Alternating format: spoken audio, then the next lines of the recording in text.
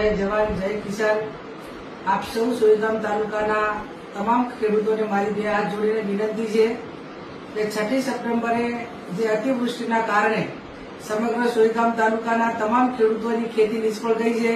જમીન ધોવાણ હોય, પશુનું મોત થયેલું હોય કે અતિવૃષ્ટિના કારણે જે પણ નુકસાન થયું એના માટે કરીને કોંગ્રેસ પાર્ટી દ્વારા ગામે ગામ આવીને તમને ફોર્મ આપવામાં આવેલા છે અને તમામ વિગતો તમને કઈ રીતે એનું ફોર્મ ભરવાનું, એની સાથે કઈ રીતના કાગળો જોડવાના એ તમામ કાગળોથી આપ વાકેફ છો। ત્યારે આપ સૌને મારી વિનંતી છે કે આપના પોતાના અધિકાર માટે, આપણા પોતાની માગણી માટે કુદરતે અતિવૃષ્ટિના કારણે નુકસાન થયું છે પણ એ નુકસાન ભરપાઈ કરવાની જવાબદારી સરકારની હોય છે।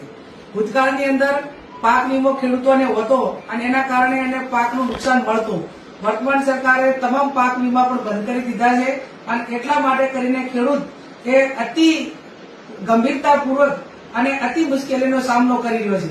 ત્યારે આપ સૌ 6મી તારીખે સોયગામ મુકામે તમામ ખેડૂતો પોતાના ફોર્મ લઈને 11 વાગે હાજર રહેજો।